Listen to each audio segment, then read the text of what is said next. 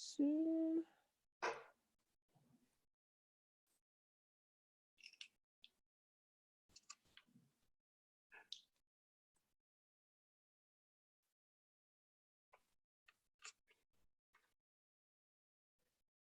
Okay.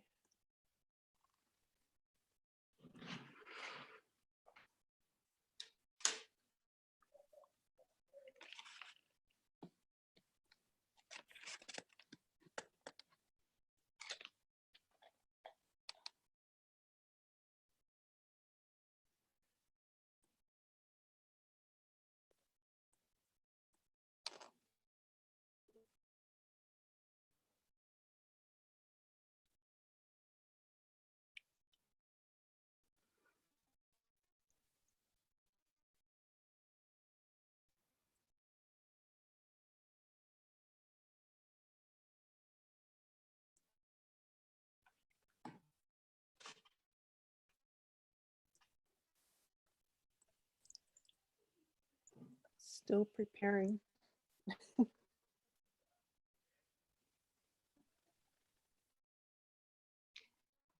Vamos a poner timing. Hello, everyone. This is Marilyn Turkovich from the Charter for Compassion, and I'm very pleased to invite you to our 4th cities presentation, highlighting what's happening as benchmarks in various places around the world.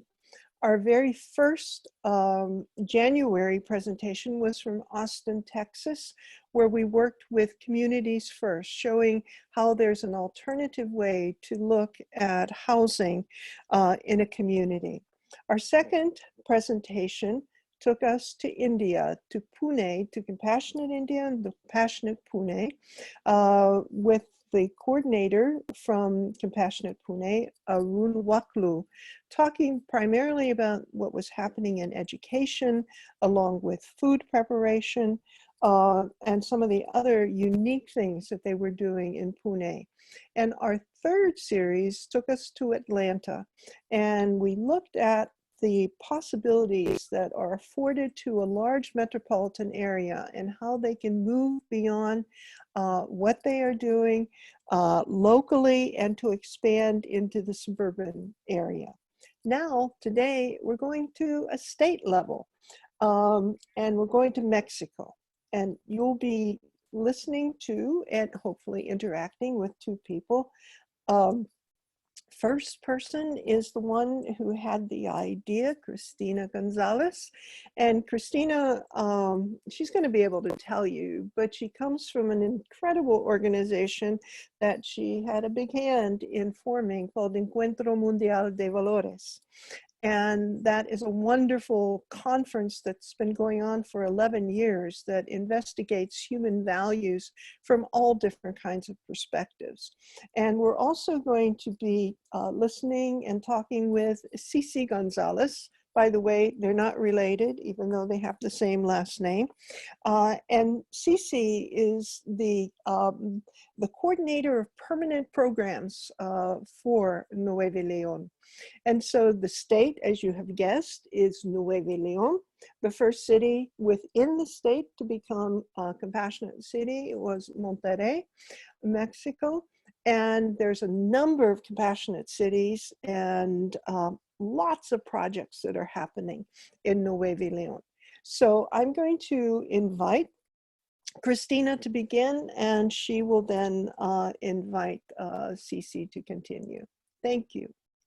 Mary, thank you very much for this invitation.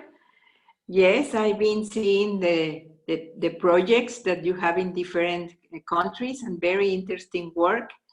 Congratulations about that. And let me tell you that 12 years ago, we started with this Encuentro Mundial de Valores, where we bring speakers from all over the world, Nobel Prizes. The Dalai Lama has been here. And they talk about beautiful ways to impact humanity in different models. But 5 years ago, we invite Charter for Compassion. And when you came it was a beautiful way that we thought we could reach more with the intention and with the value of compassion, more programs and more projects that we have done before. So when we saw that Mexico was not involved, I realized that we have to do it, and to see the city as it was a being, and all the sectors as they were the organs, and we the cells. And we decided to go ahead and work a lot and work in alliance with you. And well, right now, Charter Encuentro Mundial de Valores work with all the sectors in the cities, and we started working a campaign, Charter for Compassion campaign with schools. It was beautiful because for 2 weeks, several schools in Mexico started working, doing compassionate actions, and they were counting the actions during the day, and it was with this bracelet, and it was beautiful because in 2 weeks we had almost 500,000 actions from the kids, and it was a beautiful moment for us, and we decided to go ahead and work with universities. And there is a video that we have, and from while we see the video, I'm going to be talking what are we doing. So we started the campaign in a hospital, in the lobby of a hospital, and then we decided to start a compassionate university, and went on with this work until today. And it was beautiful that we went to the universities and we asked them if they could work with us, with some of the football groups, teams in the city, and they also decided to make videos, to launch the videos in their games, during the games. So the universities were pleased with the information and with the work they had to do from the social development department, and they start working with us. Right now there are 10 universities, and we are looking for a model that work together in all those 10 universities. Then we decided to go with the city councils, with the mayors, and we started a work with them, and it was beautiful that they would like to work. They in each city, they invite the leaders of the community. They work with the leaders. We made a workshop to sensitize them, and they signed the charter. They signed the logo of the city, and all of them start doing different compassionate actions. At the end, after 6 months of work, they sent us the videos and the work they have done, and it was beautiful to find that they could join these sectors with the compassionate intention. So we are still working with some of them with different programs, and there is also the possibility that the universities open the door to the interreligious groups, and these interreligious groups make dialogues, interreligious dialogue of compassion, of peace, and the 10 universities are being opening to these dialogues, and that the city government, religious matters at the civil government, they also are involved in this project. So it's beautiful to see that all the sectors are getting together with one intention in the city. The mayors, we work also several programs. We work in social justice for women, and we have done some workshop for them, and where we give some testimonials, some exercises to help to empower the abilities of the women. And with the help of several organizations and institutions, we offer them the possibility of getting psychological help, training for work, job offers, among others. And it's been a beautiful experience that the city has also get an alliance with this for that. I would like to leave Cecilia to talk about what other programs do we have in each city with the mayors, and how does this work? Thank you, Christy. I'm very happy to be here to share with you some of the work we are doing here in Nuevo Leon. Another of our programs is the certification for compassionate business. This initiative started because we want to get the business involved in the exercise of compassion to help us create a more fair economy.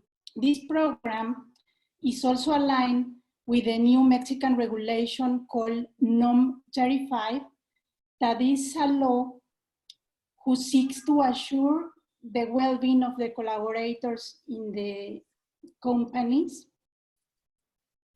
by the creation of an environment more solidary and harmonious. So the levels of stress and anxiety can be reduced. So we have developed a whole manual that includes the process that a company needs to follow in order to get the certification. And we have 9 business coaches that have been trained in all the compassion courses, and that they guide the company through this process to get the certification. So mainly the process has 3 steps. The first one is a session that the coaches did for the leadership team in order to sensitize them in compassion. Then the second is a training for the second level for managers and supervisors.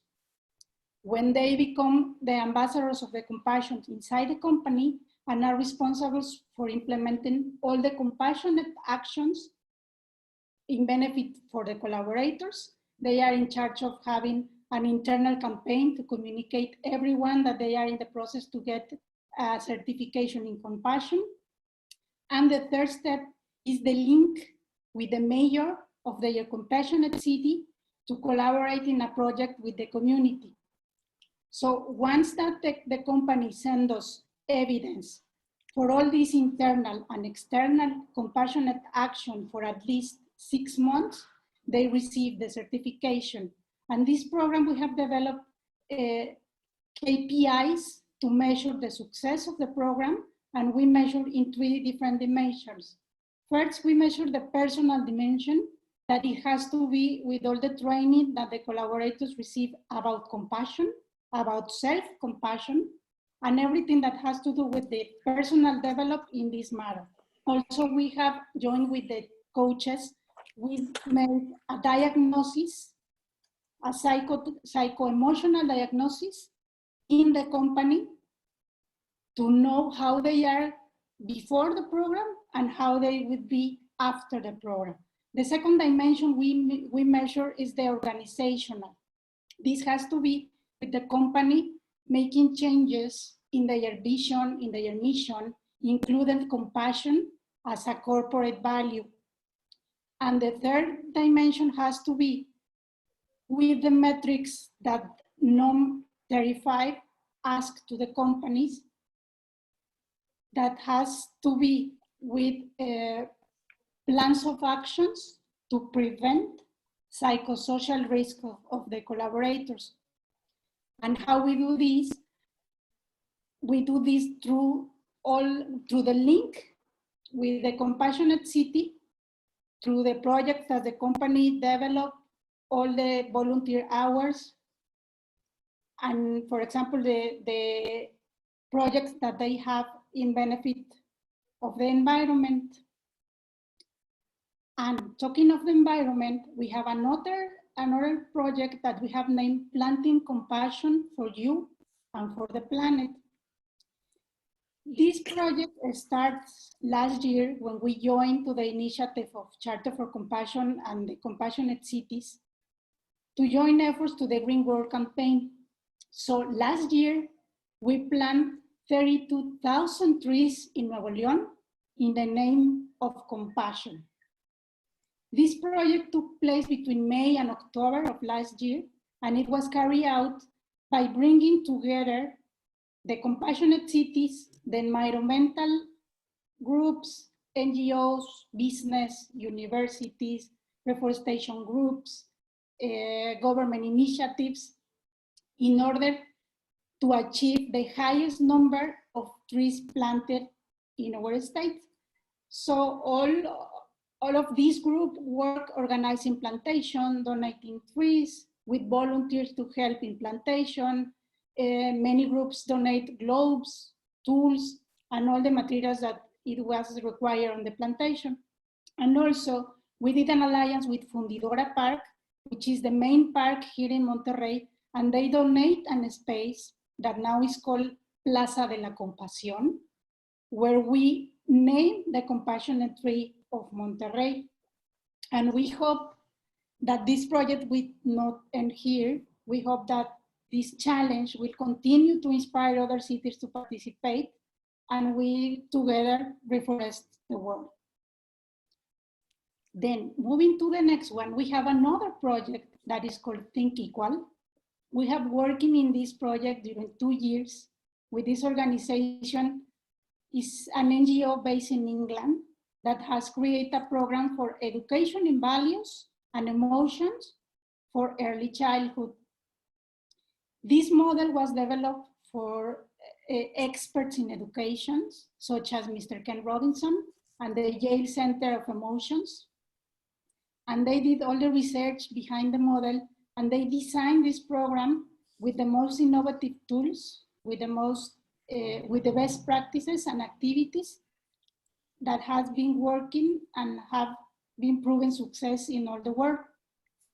So they developed a series of 90 books of tales and activities that install 26 psycho-emotional competencies in the brain of kids between 3 and 6 years old. The books has been written and illustrated by authors and artists internationals and are delivered with lesson plans and with resources for the teacher to easily implement.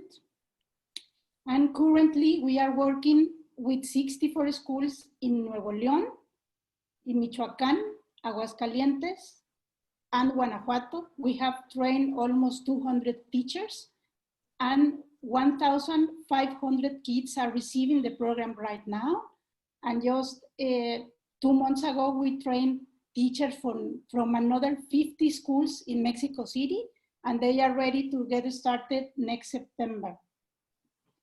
So this program, we really like it because introducing a very creative way values and teaches the kids to manage their emotions.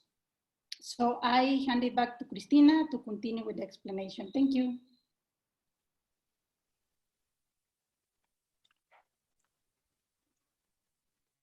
Well, I think Leslie Udwin had been working hard with us through this Think Equal program. And thank you, Marilyn, because you made this link with Leslie Udwin. And I think this is a great program for kids, for parents, for schools. And we are continue with this program during the whole year. And after we finish and work with all the sectors, in our platform, yearly platform, where we invite 23 to 25 speakers yearly, we give a recognition. They send evidence of their work at the cities, and we give the recognition to cities, NGOs, and all these groups that are working in planting trees. So it's a moment also to celebrate. And talking about celebration, well, people from the compassionate work has been here. First of all, the Dalai Lama was here several years ago, but Chris Cook, Stephen Vasconcelos, Marilyn, the board. Last year, it was a beautiful celebration of the 10 years anniversary of the Charter for Compassion here in Monterrey. It was a great celebration of this wonderful work that is being doing in different cities. And I'm also very grateful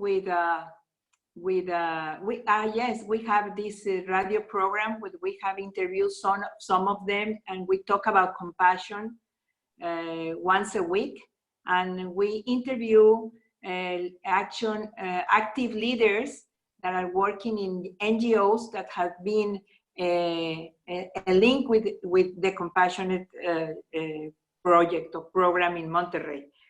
And I'm also really grateful because I've been invited to go to Toronto to the Parliament of World Religion. We took a mayor there. It was to share what they are doing in this city. This city is working beautifully because they are inviting the business to come into the compassionate program. So the idea is that the whole city could be linked through this beautiful value and make actions through it. And he is one of the mayors that has worked beautifully. Then we went to San Antonio too and present the work that we are doing. I was invited to this Sister Cities project. We worked with Charter the Golden Rule Day for the past 2 or 3 years, and it's been a beautiful experience too. And thank you, Marilyn, because I've been invited to be part of the board, and we really are trying, to get more cities involved with projects, programs, and it's a call to action more now in this moment that we are living this situation. This is a chart where we show the model that we have been working with the whole programs, and we'll be happy to share with any city that would like to have something like this. I don't know, Marilyn, if you have any questions or if there are any questions for us. Well, we don't have any questions yet, but I don't know if you have those short videos that you might show that we experienced yesterday, because I think they really give a good flavor of what's going on. And if you don't, that's perfectly all right, but they are wonderful videos. So I'll just ask Cece if she has those available. Yeah, I remember that we made a video, an international video for all the other cities. Mm-hmm. and we tried to make a video with the people, the same video that you show internationally. We just add some of the leaders of the city, and that's the video that we are showing here in order to get more institutions or business involved. Okay. But I don't know, we have also the video of the charter in Spanish, and it was made by leaders of the community, including the governor. And every time we go to some place or invite some universities, we play the video, and everybody recognize the active leaders of the different sectors. And it's beautiful because I don't have to talk much, I can just show the video and they understand what this is for. Okay. Well, I think that is a beautiful video because, as you say, they are people that the audience will recognize. Now, the people who are seeing this probably won't recognize them individually, but I think there is a real beauty about this very short video, which is the recitation of the Charter for Compassion. So, Cece, if you could put that on, that would be wonderful. Yes, give me just one more second and I will have it. And well, Marilyn, every time that you come in to the event, one fourth of the event is now talking about compassion, but at the end, all the speakers finish talking about that. That's right. So it's been very interesting. It's like something like a plaque, you know, but we would like a beautiful plaque of compassion instead of what we are living right now. And this is a great opportunity to awake the heart for compassion and to start doing something. And we also have a volunteer organization that has 20 years working. And it's beautiful to see how people that were there to 15 years ago and are not working anymore. Now they are asking what to do. Where can they, from their homes, how can they help? So this is a time for compassion and this is a time for solidarity. Yes. Okay. I don't know, Ceci, if you're ready? Not yet. Give me a second. Okay. Well, while Cici is getting the video lined up, we do have a question, and the question is, may I know the biggest obstacle in running the program for compassion, and how have you overcome those obstacles? Well, we have to find a way to have enough money to work some of the programs. So, because at the beginning, everything was for free, you know? So we are looking for a platform right now. And this business international certification of compassion has also given us enough money to have another person coordinating just business. So last year we made one of these workshops through a Zoom with a company, a hotel, and it was beautiful because they signed everyone from where they were, and so they are really interesting right now in having that dignity of the man inside as the one of the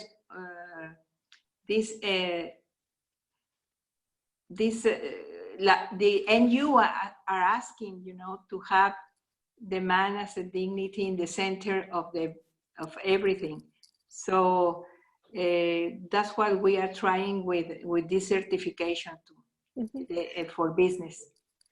I think one thing that you've done so successfully in Monterrey and in the adjoining communities in the state is that you have brought on partnerships.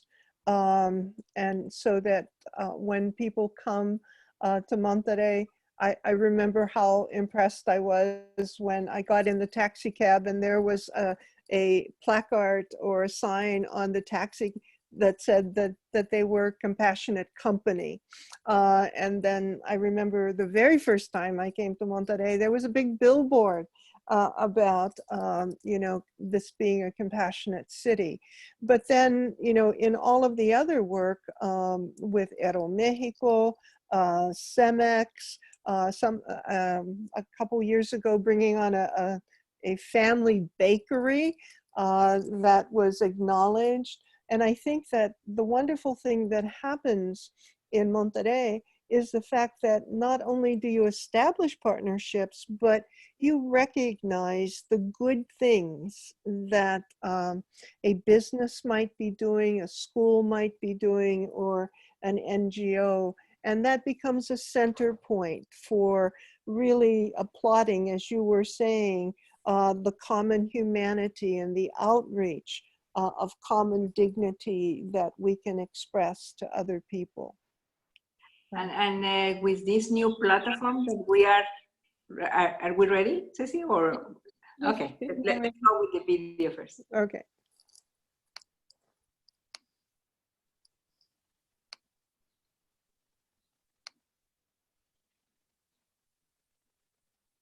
El principio de la compasión se encuentra en el corazón de todas las tradiciones religiosas, éticas y espirituales. Un principio que nos recuerda tratar a los demás como queremos ser tratados nosotros mismos. La compasión nos impulsa a trabajar incansablemente para aliviar el sufrimiento de nuestros semejantes. Para destronarnos a nosotros mismos del centro de nuestro mundo y poner a otro ahí. Para honrar la santidad inviolable de todo ser humano. Tratando a todos sin excepción. Con absoluta justicia, equidad y respeto. Es necesario, tanto en la vida pública y privada, que nos abstengamos sistemática y categóricamente de infligir dolor. Actuar o hablar violentamente por rencor, desprecio o interés propio. Empobrecer, explotar o negar los derechos básicos de nadie. Para incitar al odio, denigrando a otros, incluso a nuestros enemigos. Es una negación de nuestra humanidad común. Reconocemos que hemos fallado en vivir con compasión. Y que incluso algunos han aumentado la suma de la miseria humana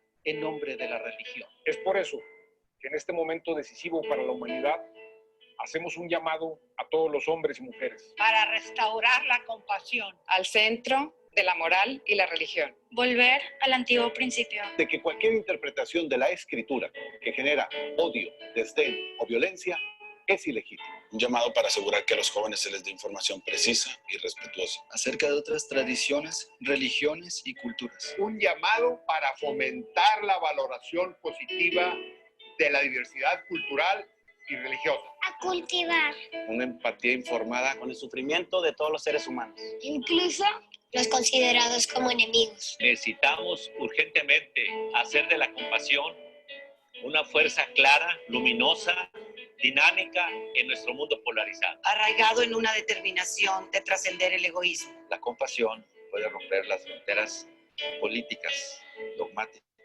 ideológicas y religiosas. Nacida de nuestra profunda interdependencia, la compasión es esencial para las relaciones humanas y para una humanidad plena. Una ciudad compasiva es una ciudad más consciente. La compasión es el camino de la iluminación y es indispensable para la creación de una economía justa y una comunidad global pacífica.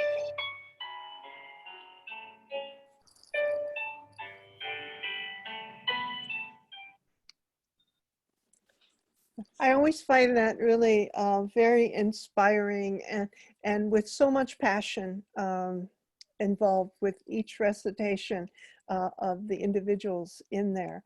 You know, I'm wondering if we could talk a little bit more about Think Equal, because, you know, Think Equal is one of the programs that the Charter for Compassion really promotes to compassionate cities.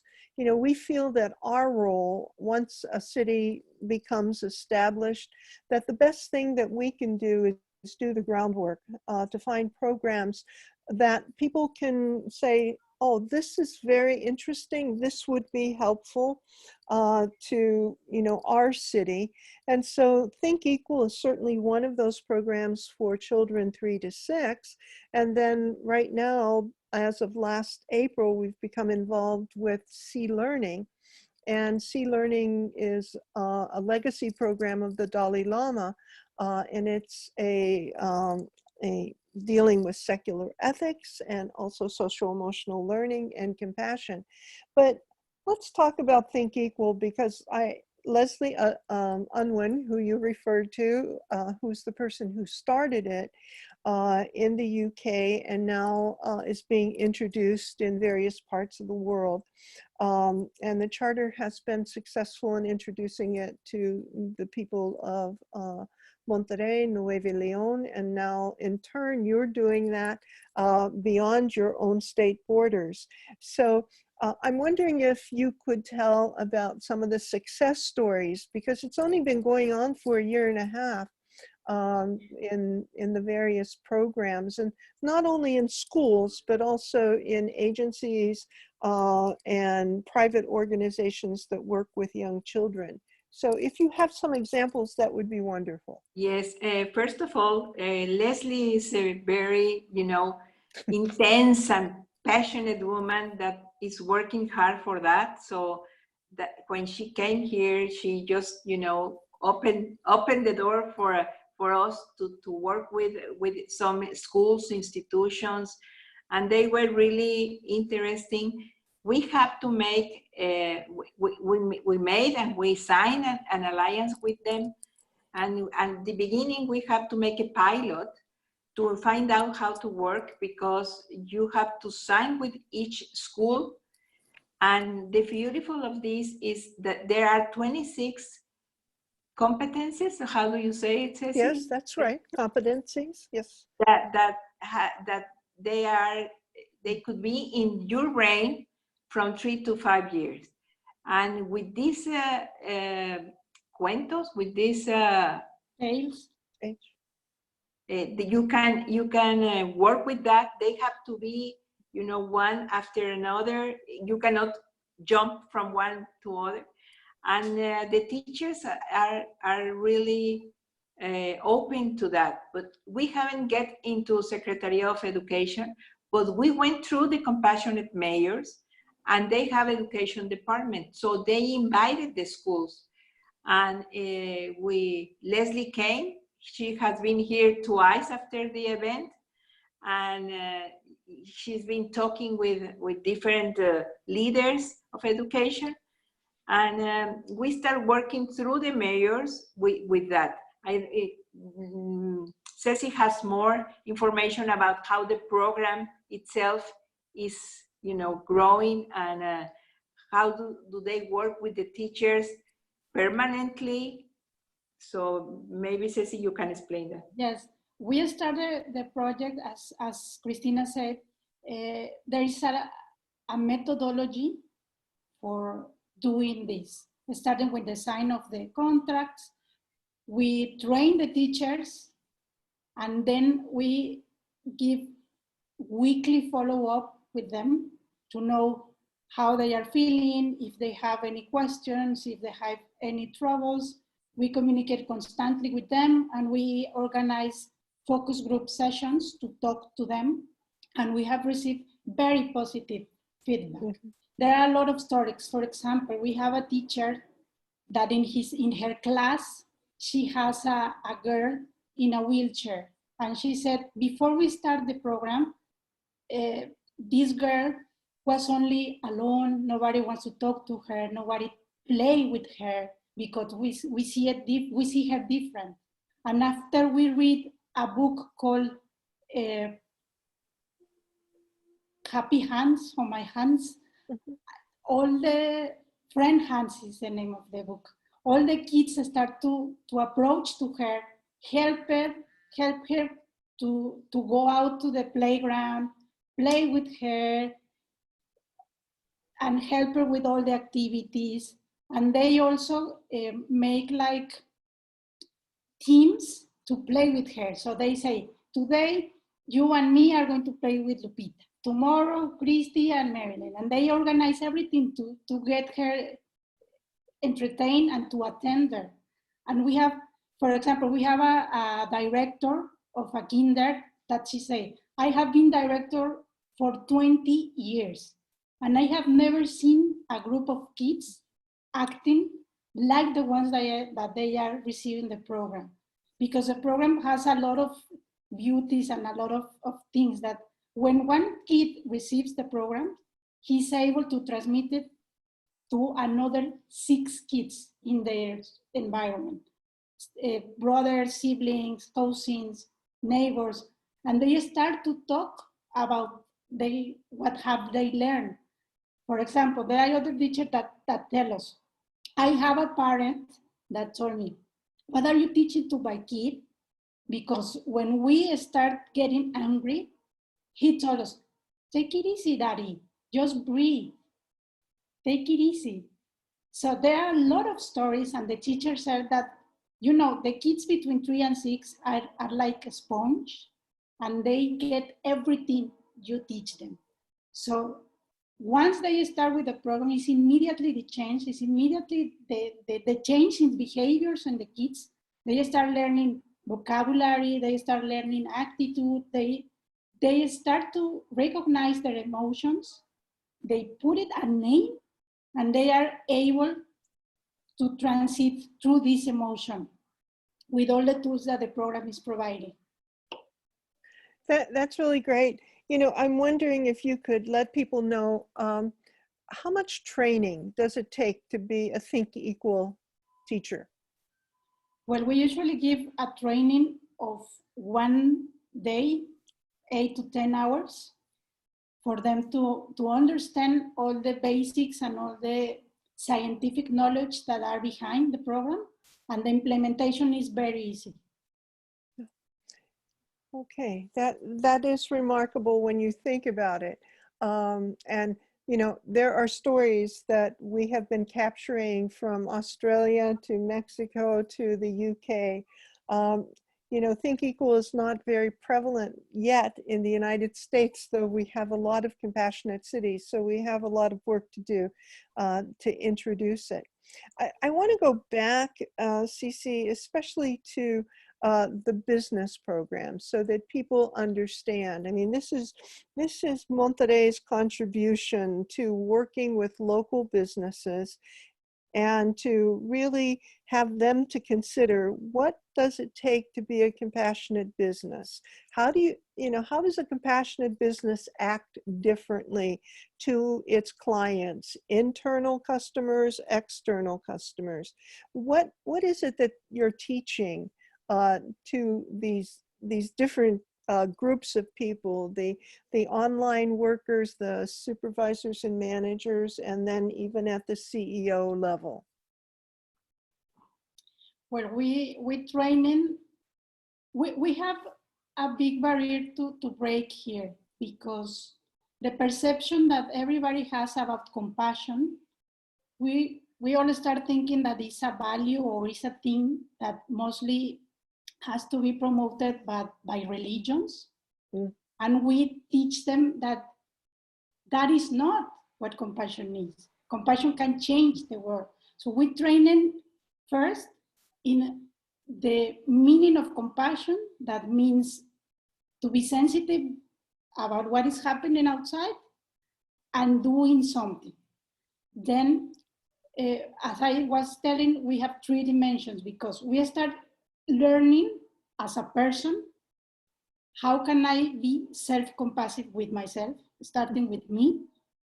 Then how can change the company from inside, changing the mission, the vision, including compassion as a corporate value. And we trigger the implementation of compassionate actions first inside the company. That could be a very simple action. For example, we have a company that worked in 3 different shifts, and the shift at night was mostly women. And they left the company, I don't know, 1 o'clock in the morning or 2 in the morning, and they organized teams of men that accompany these women to their car, or to take a taxi, or they give a lift home. So this is a compassionate action that doesn't require so many investment, for example, and it can be implemented immediately. So they can do these kind of actions up to a whole complete project to solve a specific situation. So they work first as a person, then internally in the company, and then we link them with the mayor of the compassionate city to work as volunteers in a community project. So they understand the dimension of the compassion, internal and external. Great, thank you. You know, what do you see as the future, Cristina, for, Cristina, your mic is off. I like to add that the mayors like that, and that they make a launch to invite the businessmen, because they know that they are going to be working at the end with them in some projects. So they have 30 projects, there were 30 companies working. So it is this involvement of the whole leaders of the city working together and implementing, the project. And how do I see? You know, before you answer that big question, I want to say that maybe what makes Monterrey and Nuevo Leon, and maybe what you're going to answer for the question, a little bit different than maybe some, not all, of our Compassionate Cities is the celebration of the effectiveness of a company, the outreach of an organization like El Tigres, the soccer team, you know, that they're not just a group of athletes who play football, soccer, but that they are human beings who can make their presence known by helping in the community, and that they're recognized. So that I think that recognition, encouragement, celebration, and awarding all of the good things that happen within the context of a community and of a city is something really special that happens in Mexico. So now the big question, what's the next step? Are you going to take over all of Mexico and make it, you know, a country, a país de compasión? We are waiting for some contributions for that. but we have redesigned the work we are doing right now for this moment that we are living.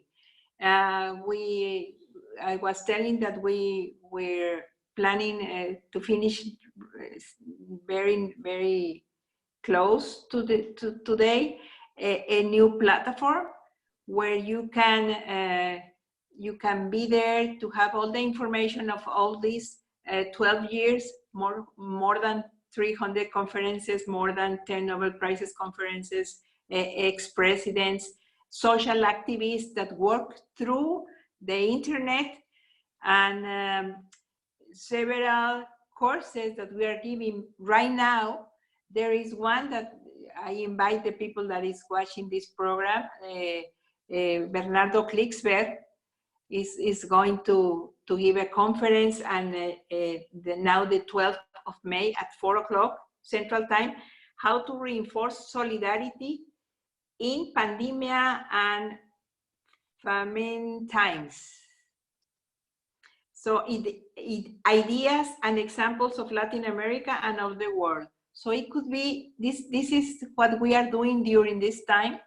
We are trying to bring those leaders that have more information than we do, to try to sensitize the heart of the people and the new ways that we have to work in this moment. Just imagine we were 8,000 volunteers in ESER, the other organization that is alliance with us, and they cannot go to work right now, but they are working through internet. They are finding organization that needs help. So lot of things can we do in this moment, in this short period or long period, I don't know. But I'll see the compassionate world awaken in this moment. I know the compassionate cities, if we knock there, they are going to be open, because this is a moment of solidarity and stop violence and care for each other and live this new moment in a different way, in a compassionate way. Thank you, Cristina, and thank you, Cici.